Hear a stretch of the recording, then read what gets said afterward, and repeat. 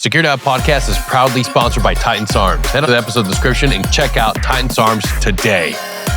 Jeff Gum, welcome to Security Halt podcast. How's it going, brother? Hey, doing great. Thank you for having me. Dude, absolutely. I think it's important to share stories that show that we can have an amazing career and then our second chapter can be just as impactful, if not more. Dude, what better way than bring guys like yourself and highlight their journeys on this show? Because, dude, you've led quite a life. So today, my man, I want to break it down, not only what you're doing now and all your different missions, but, let's start off from the very beginning. Like, how did you become a Navy SEAL, man? Yeah, so it all pretty much started. I was a sophomore in high school and tore my ACL, got stuck in a brace, was absolutely miserable, and went from like working out every day and doing whatever sports season it was to just being stuck in an immobilizer brace, not able to do anything. And I was just totally going crazy. I realized I needed the biggest challenge in order to be fulfilled. I was like, oh, what's the hardest thing I can do? And it's like, oh, be a Navy SEAL, do Hell Week. I just kind of became obsessed with it. And then 2 years later, 9/11 happened and it just reaffirmed it 100-fold. Okay, I don't want to become a SEAL to do Hell Week and challenge myself. I want to go hunt the most evil people in the world. And so it gave me a lot more of a like real meaning to go do it. Hell yeah, dude. Yeah, it's I think that's something that I've realized a lot of people share from our age group. It's like that polarizing event of 9/11, and then Yeah. a young man like having that tenacity. Like, there's a lot to be said for our youth, but I think it's still alive today. You give a kid an idea, and then once it gets rooted in that brain, it's like that's gonna be a tenacious thing to take on. And dude, I have to imagine we've seen the TV shows, we've seen and heard the stories, but bro, what was it like for you going through that training? So I got, I said I wanted, the challenge and to like do Hell Week and the hardest thing. And the funny thing is, like, be careful what you wish for because you might get it. Not only did I get to go do buds, do Hell Week, all this stuff, but I had everything. I was so prepared, but I had everything go wrong. So Friday before Hell Week, from the Tijuana River and all the sewage just getting put out into the ocean, and different rainstorms wash all that out. All the sewage comes up to Coronado when guys are getting surf tortured, doing boats, going out. Tons of people, gastroenteritis just runs rampant through SEAL training. So not only are you doing some of the hardest military training in the world, but you're doing it while throwing up nonstop, not being able to eat food or Yeah. drink water. And so from getting this VGE, I was just throwing up. I couldn't even drink water Friday before Hell Week. Um, I finally go to medical because I'm like, all right, this could be a serious issue if I can't drink water and do Hell Week and everything. So I go to medical and you try to stay away from it, but I'm like, I really need to go in. And they try to put IVs in me and they all just keep missing because I was so dehydrated. Finally got one in. And next day, I'm like keeping down Pedialyte and some different things. Finally, Saturday night, I can eat a little bit of food. Sunday, I start Hell Week and it's all going fine the first day. But from all that dehydration, then like extreme like hypothermia, like we had people quitting, 30 people at like Steel Pier, 30 people at the first buoy swim. And so dehydration, extreme exertion from just running everywhere you go with boats on heads and doing log PT. I ended up developing rhabdomyolysis and my muscles broke down so much my blood became toxic with muscle waste. And it never even been diagnosed in SEAL training before. So because everyone pretty much just quit. I'm sure tons of people got it. They just all quit when they got it. And all of Tuesday, I'm just falling out from under the boat, super weak on the log, went from being pretty strong guy in my class to just being like the weakest. And then everyone that had either quit or been dropped or whatever, and I'm like, that was not going to make it. I'm an hour from Wednesday in Hell Week and a performance dropped me. They tell me, you're going over to XDiv, all this stuff. And I'm like, can you just take me out and surf torture me the rest of the week? I'll do anything to stay here. And they're like, what? You can't. I'm like, all right, I need to go medical then because like something is wrong with me. I've been getting different shits for not performing. And I'm like, I need to find out what's wrong. And I go to medical and I'm like, I think I have swimmer induced pulmonary edema, which people get PE from climbing the highest mountains in the world. It's HAPE, high altitude, or people get it in SEAL training, swimmer induced. And I'm like, it's got to be this because I felt like I couldn't breathe either. And my blood ox was high enough. So it wasn't that. But yeah. So I'm like, all right, start calling all the SEALs I know and have them start calling in, vouching for me. I refused to put on like the ex-div uniform that I just wore my dress blues everywhere because I'm like, that's a quitter uniform. I'm not wearing that. I went to the senior chief who was in charge of first phase. And I'm like, hey, I'm 23. I have a college degree. I never failed anything this entire time. Just got super sick Friday before Hell Week. I don't know what happened, but my body stopped working. You can go to medical and see them.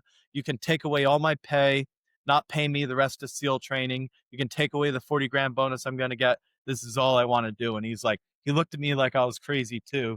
And he's like, wow, you're the first person to ever walk in here and want to do this again.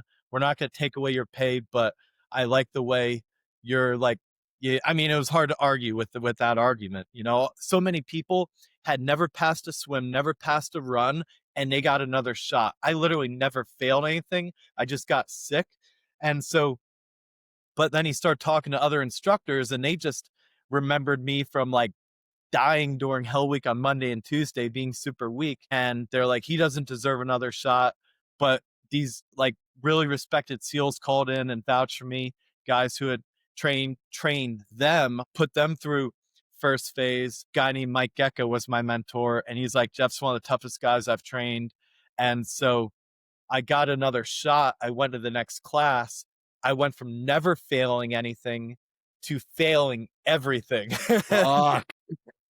Now I had rhabdo and I just went straight from Hell Week into Indoc, into first phase, never got it out of me. And now I'm like, what's happening? And so it's people always quit from rhabdo because it affects them so much physically, it affects them mentally, and they go and ring the bell. But I knew I would think of like my grandpa who had been a 20-year-old fighting in Korea with 2 Purple Hearts, shrapnel through the neck, shot in the chest, got patched up, went back out, kept fighting, never even told his parents he was hurt because he didn't want them to worry. I'm like, that's way harder than having his friends die around him. That's way harder than whatever I'm going through. I would think of, I'm like the SEAL creed. I'm never out of the fight. I will never quit. I'm like, if I give up here, I feel like I'm never going to be able to come back and say the SEAL creed. And so I'm like failing everything. I come in last place. It's the second week of first phase now. I come in last place by like 6 minutes on a 4 mile timed run. I got first phase on one side, driving next to me.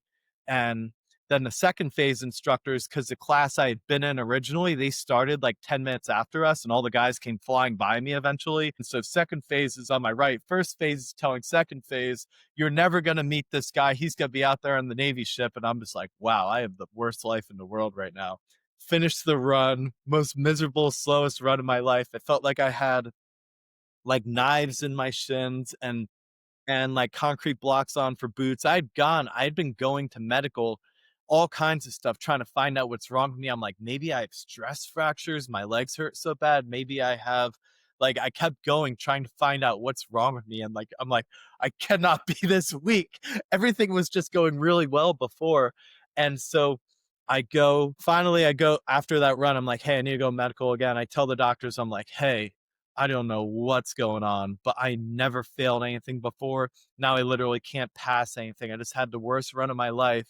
Everything was going great till I got VGE before Hell Week and then like just got performance dropped and all this stuff. I went right. He goes, wow, he goes, you didn't get a break after Hell Week. It sounds like you might have this thing, rhabdomyolysis. And he sent me to the hospital. I got blood work done and then my blood came back toxic with muscle waste. I'd been doing Fuck. everything with rhabdomyolysis for like 2 months at this point. And Dude. so, doing that made me really, really hard. So I I go and I get convalescent leave for like 2 weeks, and the instructors, now all the instructors are, like, on me trying to get me, like, and now I get convalescent leave again, and they're like, "What?" Or not again, they ask get it. They're like, "What are you getting this for? Blah, blah." I go, I get healthy, I come back, and then Ty Woods is, like, my instructor, the hero from Shit. Benghazi, and Yeah. they actually don't make me do indoc this time. I just do all these workouts with the brown shirt rollbacks, and I had actually still been in shape. It was just having rhabdo was keeping my body from really working, and I got the rest. First, I think maybe I was like light duty for another week. Then I was like some upper body because my legs were still really hurting. And all of a sudden, it was all out of my legs and everything felt great. And all of a sudden, I could run like the wind. I was super strong. And I had already done first phase like multiple times, once with my body not even working. So I go into this next class and I take 12 minutes off my 4 mile timed run from the run before, come in the top 10 out of 200 people. And I'm just like, come across the finish line, like, look who's back. And then I just crush everything in that class. Me and the other rollbacks who were strong would always like, you get in the height line. Everybody under the boat is like, it's all based on height line. We'd all kind of configure ourselves to pick our boat crew. We'd win. We kept winning everything. And when you win, you get a break. It pays to be a winner. So you Yep. just keep winning over and over. And I was, went through, graduated as buds with that class, SQT with that class, went to SEAL Team 5. And it was really years later doing the Honor Foundation, which helps special operators transition to the private sector and going through all this stuff. And it was like, what was like your biggest kind of like accomplishment? And you look back, I was like, wow, going through Hell Week and having all these things go wrong and still accomplish it, and like having that be my like big, that's what I wanted to be when I grew up. That was my dream, and to still like push through and make it. And then it looked at like what was your strengths to what was, because we did strength finder as well, what were your 5 Yeah. top strengths? And it was strategic, communicator, woo, which is winning others over, like it's some maximizer. And it was like, how did they make like that happen? It was like winning others over. I had to win over the original mentor, win over the senior chief that put me back in, win over like the SEALs that all vouched for me. Uh, Strategic, kind of, being, even that can be kind of strategic. That can also be the strategy of like winning certain things, knowing when to, go super hard. And achiever, just like never giving up on my dreams. And I was like, and so looking back and seeing like what it took to get through it was a lot more just than being tough. It was having these strengths and knowing how to like kind of use them. And then also like knowing that if I just made it through as like a pretty mentally tough athlete, I never would have been challenged to my core the same way. That having everything go wrong and having to dig down and like push through and like have, they talked about breaks you down and builds you back up. That was the ultimate break you down and build you back up, because anytime something's been hard in my life, I think back to those moments and what I thought was like the worst thing happening to me in my life at the time, being dropped from my dream, having my like dreams ripped away, and like almost my first heartbreak of my life. And to still make it, every time something happens to me, I'm like, this is nothing. I've been through so much worse, and don't worry about the problem, focus on the solution. And so all when I like every time something bad happens now, I'm just like, push through, it's going to make it worth so much more. Dude, absolutely. The ability to have that as part of your journey is such a gift. And most people would say, "What? Are you fucking kidding me? That's a gift? You fucking nearly died." And people have been seriously injured and died from rhabdo. That's Yeah. not something to take lightly. But what people need to understand is like your worst moment, your rock bottom can be the greatest gift you have in life. It truly can, because it gives you a reference. It gives you something to be like, dude, I'm struggling. I'm having a hard time right now, but it is nothing compared to what I endured in the past. I can get over this. Like a lot of people, they have great, wonderful lives, but they've never been tested. And that's why I tell people, like, you got to go out there and live. You got to go into the places where it's uncomfortable, challenge yourself to do something hard. Like the people who have it really made out and are super well off and they've never been challenged, like, feel sorry for them. Like, if you take everything away from them, they will absolutely fold and they won't know how to get back up. And you are very fortunate, man, myself included, and everybody else out there that's gone through something difficult. And it's not just military. There's tons of different ways you can get that resilience, and that's it. That's the key word for today: resilience. You can't have it unless you've gone through something difficult. And you mentioned the Honor Foundation, which is something great. I was a member of that club as well. Shout out Awesome. to them. Great program. Like it's an important step of like finishing that military career, finding a program that will help you figure it out. In your journey, did you always know that your time was going to be up, or how did you approach that moment in your career? Because I mean, you become a SEAL, and I have to imagine, just like every other operator, a vast majority of us, you think you're going to do it forever. At some point, it's like, I'm in, I'm done, nothing else. Yeah, so this was another great life lesson for me here. So there's a time to persevere, and that first story you heard was a time to persevere, and then there's a time to pivot as well.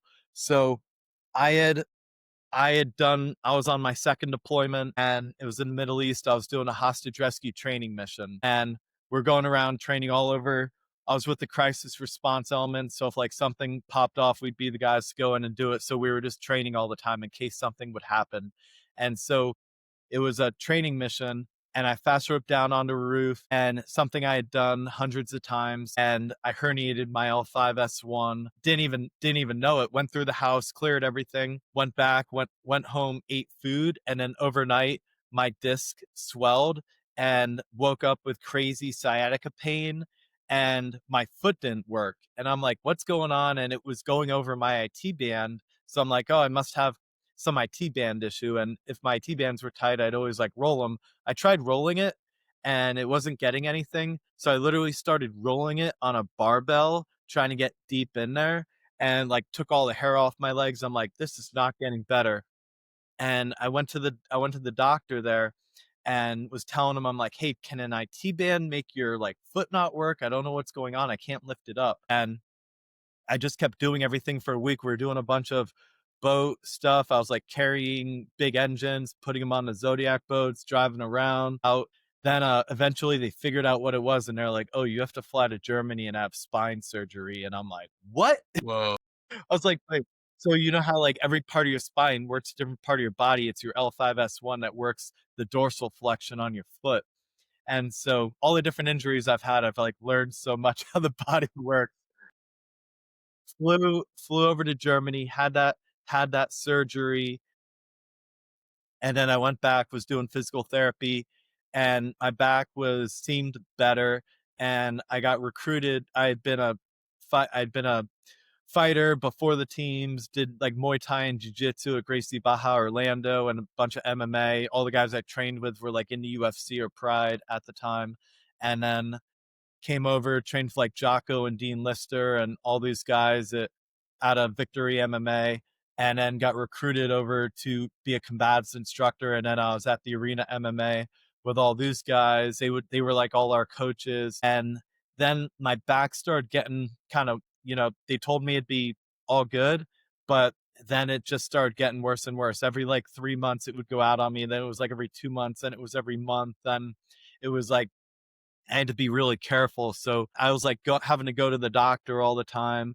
And he's like, man, you're back. Like I'd had a bunch of surgeries at that point. I had an ACL, I had a shoulder, I had an ankle reconstructed, and everything that I had surgery on mostly got like a lot better, except like the back I noticed was just never quite the same as like, an operator, your back goes out on you in a mission and you're a liability for your platoon. So um, I kept trying to persevere through it. And then eventually I realized like it's time to pivot. During this time, I had been going up to Los Angeles a lot. I had a lot of friends who had done their MBA at Wharton and had founded different companies and were like founding companies with different celebrities and athletes and things like that. And they were doing a lot of their business deals with guys they had done business school with.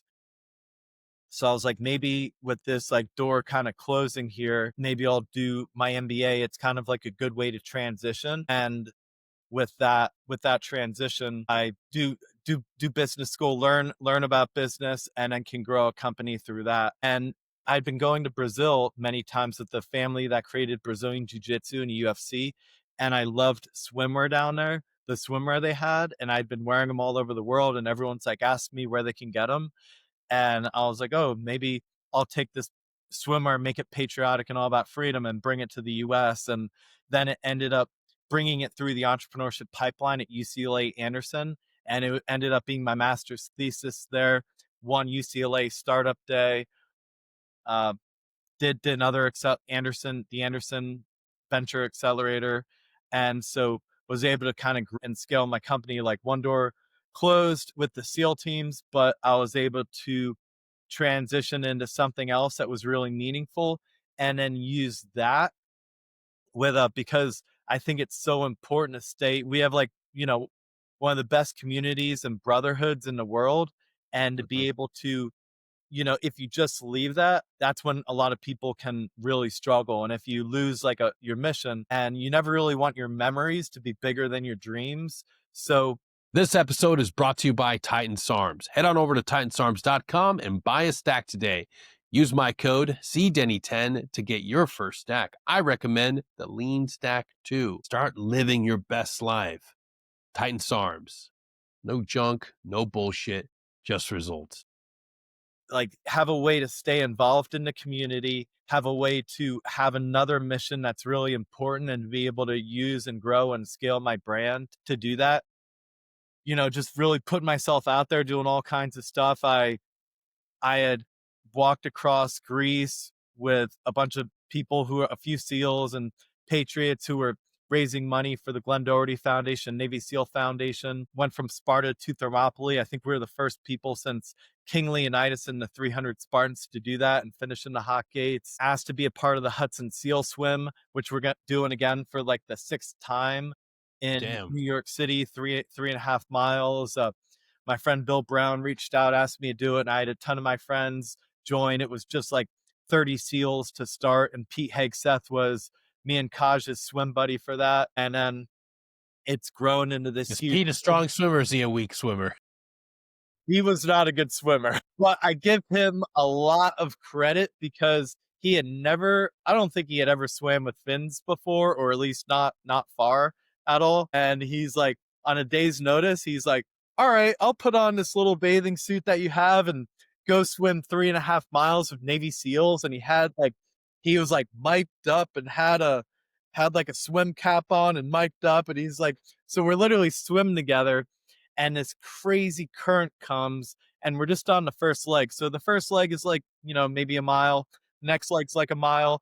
First one is getting around the Statue of Liberty. You go into a barge, you do 22 pull-ups and 100 push-ups, but it's like being on a treadmill. And I'm there with Pete, kind of just like swimming nice and slow, and he's on his back at one point, kind of frog kicking, and I'm like, Pete, you got to keep your legs straight or you're not gonna like get it. Or first he's like, hey, how far are we? And I'm like, we're like 5 minutes away, but then we don't move at all because we're not swimming faster than the current. And he's like, 10 minutes go by, he's like, how far are we? I thought we're only 5 minutes. I'm like, you got to kick a little harder. And then he's like on his back doing like a frog kick with fins, and I'm like, No. Pete, that's not gonna work. You gotta keep your legs straight. And he's like, but my legs are so tired. And I'm like, oh boy. We had him grab onto a jet ski then and took him in. And so I like Oh. finished the swim. I like come up on the barge, and he's like halfway through an interview, and he's like, that was the craziest current, blah, blah, blah. And I like literally come out and like step into a Fox and Friends interview. And it was just awesome. I'm like talking about swimming with them and everything. And they're like, the girl that's doing the interview is like, were you nervous out there? I'm like, this is my nervous face. Like it was hysterical. And then he's like, I don't know, should I keep doing it? And I'm like, Pete, you just keep doing it. That was a tough part of the current. The next ones we're gonna be swimming with the current a bit. We jumped in again, and he totally crushed it. He did Nice. awesome, you know. And then the next year, he's like, "Hey, what fins should I get?" I like sent him the exact fins I had. I'm like, just order these on Amazon and just like get your legs conditioned because if you don't swim with fins, your legs will get tired swimming 3.5 miles. But I give him a lot of credit jumping in and doing that. He toughed it out and he championed us. And then, we all became close with him. And then when he was nominated for Secretary of Defense, there was many people who were not supporting him originally. And we really let the Senate know, like, hey, the war fighters are here to back Pete. He is here to make the military lethal again. And we had like 100 special operators plus show up to do a whole thing. And I was sitting in the hearing supporting him. And and he made it. He came in 50-50, got a few last minute switches at the end. I like to think we had some help with that.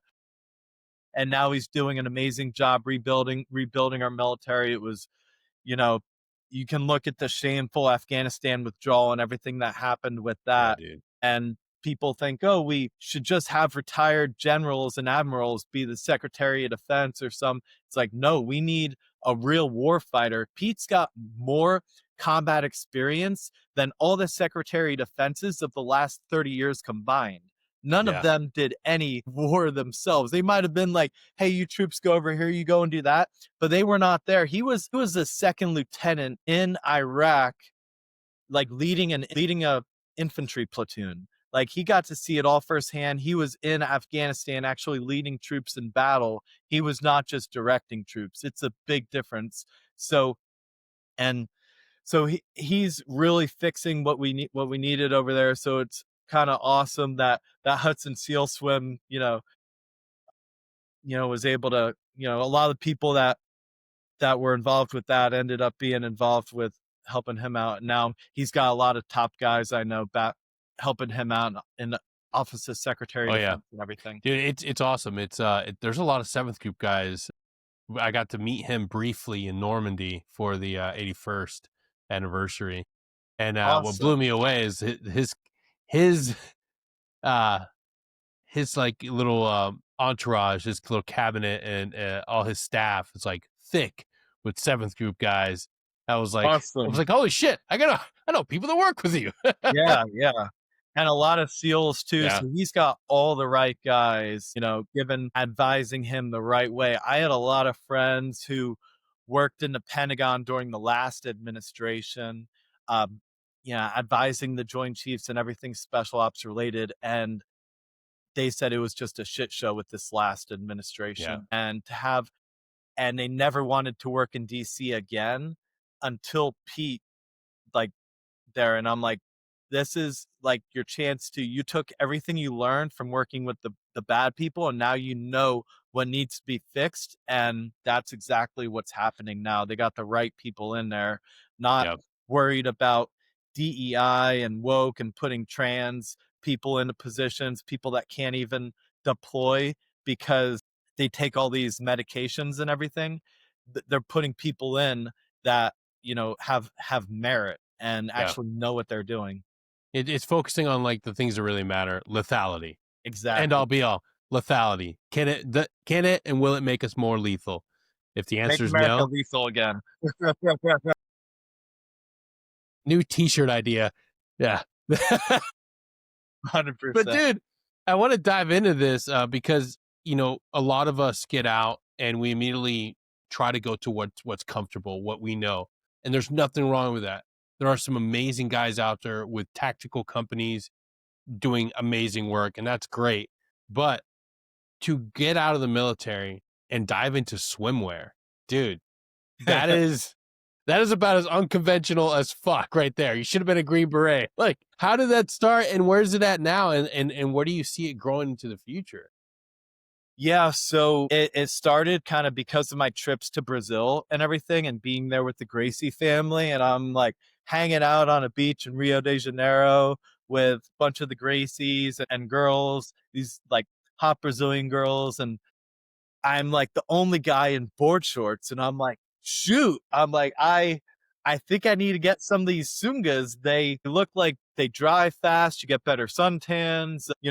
I'm telling the girl like all these kind of reasons that make sense to me, and she goes, yeah, and they look so sexy on men. And I'm like, that's it. I left.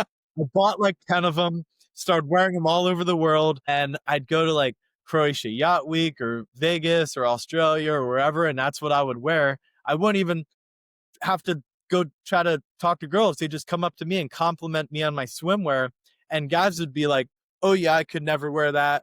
And then they'd come up like an hour later and be, "Hey, where can I get one of them? Do you have any extra?" I'm like, "No, I'm not giving you my swim." And so Yeah, I'm like, "All it's right." literally Ranger panties. It's literally Ranger panties. Just Well, there's like, yeah, Ranger panties and silkies. So originally I had the Brazilian style Speedo that's just a little like it's kind of like a hybrid between silkies and a Speedo. And then I was like, all right, I need to, silkies and Ranger panties were a big thing. I'm like, all right, I need to extend my product line, started making silkies, but more like almost like a Lululemon Navy yeah. SEAL version. And then I was like in business school, and I'm like, well, I can't wear like, this like Speedo type thing or silkies to class, but I can make some board shorts that have like functional pockets. I started making that.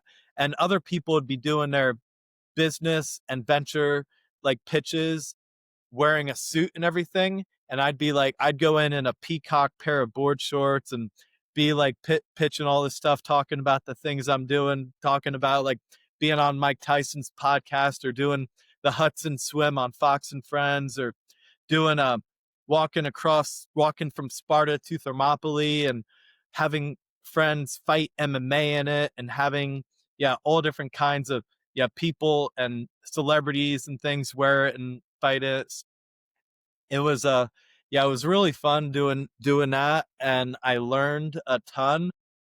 The market has it gone up a lot, especially like 2020, 2021. Overall, I've done a few million in sales, but it Damn. has been a tough business as well, especially the last few years. The market, more kind of veterans have gone into it, made similar shorts and swimwear and things like that. So it's gotten more of a congested market. And so actually started going into some other ventures. I've been building a shooting range No shit. up in Palm Beach County as well. And it's like a private member shooting range. Several soft guys are involved with that. Drew Platis, Kaj Larson, Rob O'Neill, and some business guys as well. It's on like 16 acres outdoors. We've got like a helicopter pad. Jake Paul flew in on a helicopter, took him shooting. All kinds of people. We had guys from Nelk up there, the Nelk boys, a Damn. few weeks ago. Put them through like a day of SEAL training, and yeah, and then we're actually just made a um, it's like a YouTube channel where it's called the Operator Challenge. So take guys, put them through all this like beach training, just kicking their butt on the beach, have them do all these workouts and challenges. Then we bring them across to the Fort Lauderdale Hall of Fame pool. This big crazy high dive is there. It's like a 90-foot high dive. Amazing pool. We put them through all this underwater training, drown proofing, 50-meter underwater swim, the 500-meter swim as part of the physical screening test. They do all this stuff. We beat them, have them run with weights underwater, have them try to run the 50-meter underwater with the weights. And then we leave there. We go up to the shooting range and then teach them pistol, teach them rifle, make sure they're safe, walking pistol rifle transitions. And then we have them do a whole stress course where they have to run with the sandbag like 200 meters out around this Hummer, run back, do 5 pull-ups. They're wearing body armor, shoot all these shots, run back, do the same thing, shoot all these shots, run back, do the same thing, shoot with rifle, and then finish with pistol on steel. So it's like a whole stress course. And so we just launched that. That's been pretty fun. We're going to have put some more people through it the first week of August. And then there's been a bunch of other crazy stuff too. A bunch of, yeah, different YouTubers will have me and Kaj and Mitch and Ian all put guys through like a day of SEAL training and stuff. And then we were on like Beast Games, is like the Amazon Prime video. We had to Yeah. jump out of a helicopter, swim in, and hunt the contestants who are trying to win $10 million. So we got to ruin some dreams out there in Panama. People think they're like hiding in the mud, predator style, and we had to find them and snatch them. It was like a mile by mile jungle. It was like not easy to find people. We're like out there.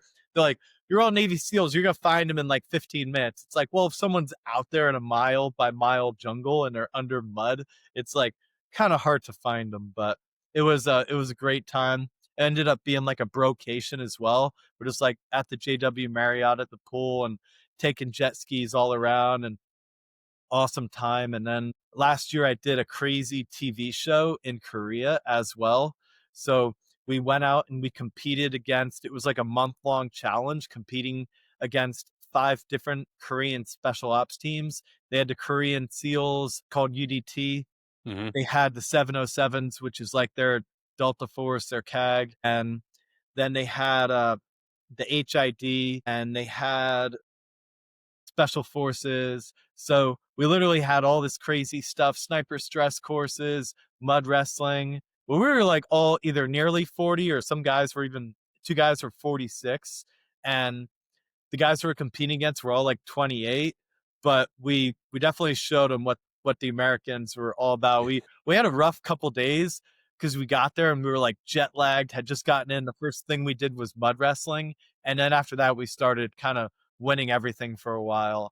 and yeah, it was pretty great. But we became super close with all the Koreans. Were like super close friends with them. One of my friends from that just broke the pull-up world record. He Yeah, I saw that guy. Yeah, uh, 707 pull-ups, and he could have done more. He's such a beast, but he wanted to finish with 707 because he's in the yeah, 707. he's one. Yeah.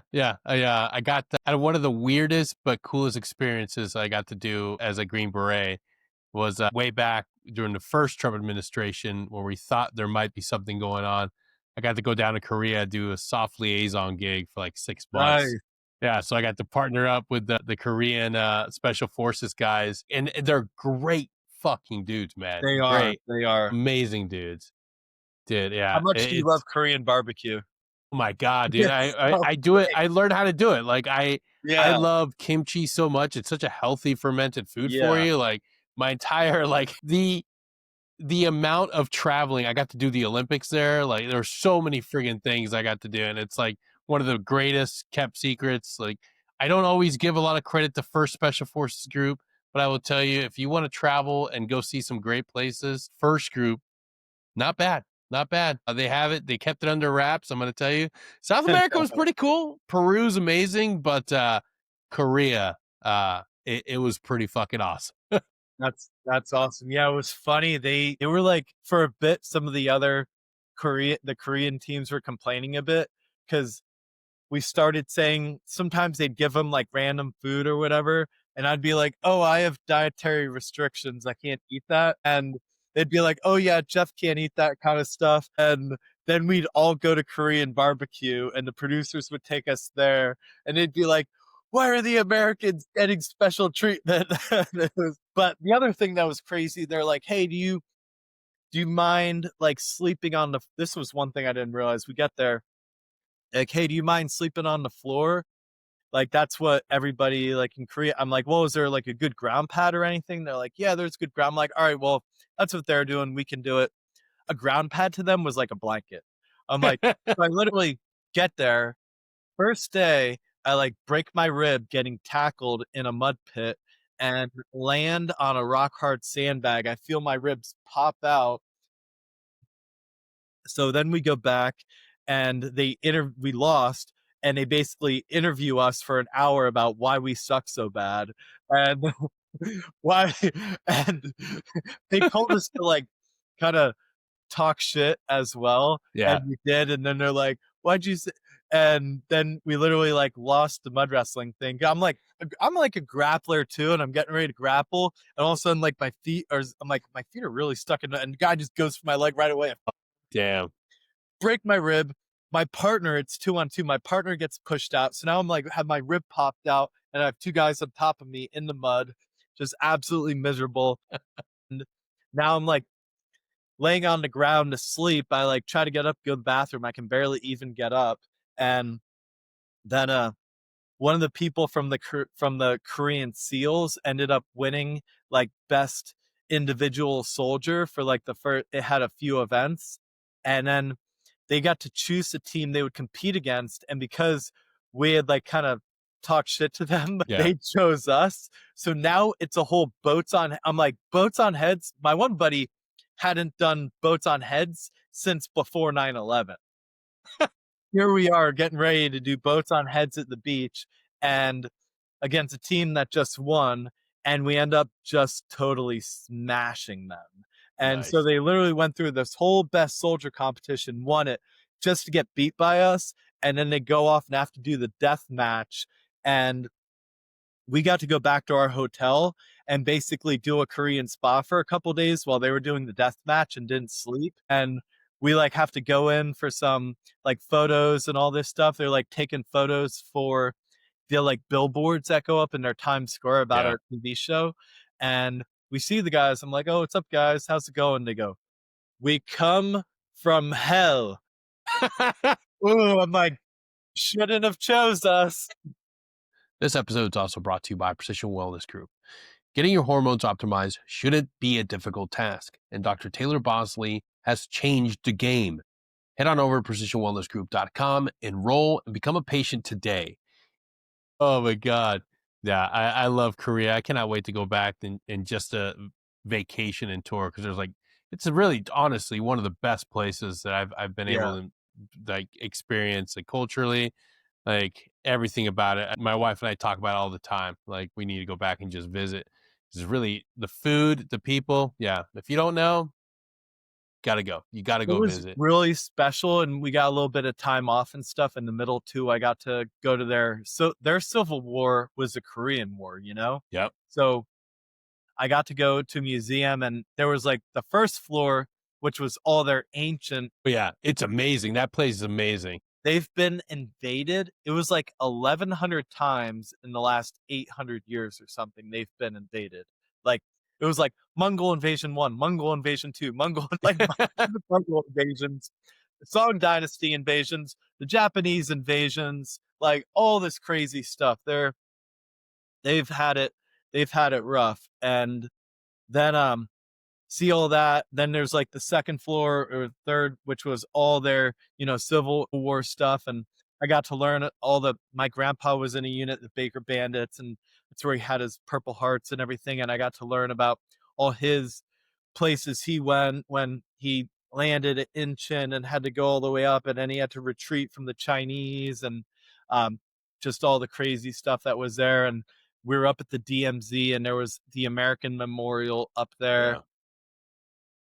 While I was there, they had me FaceTime my grandma who was 91. She was telling stories about grandpa and everything from when he was there, and he was just a 20-year-old. She didn't even really know him yet, but uh his but she heard the stories from his parents and everything, so she got to tell the stories about him on FaceTime, literally at the memorial Wow. on the TV show and stuff. So that was really cool. It was raining. It was very somber, but like a beautiful kind of experience. And all the Koreans there really were so, I mean, I had so many Koreans reach out and they go, "We just can't believe that."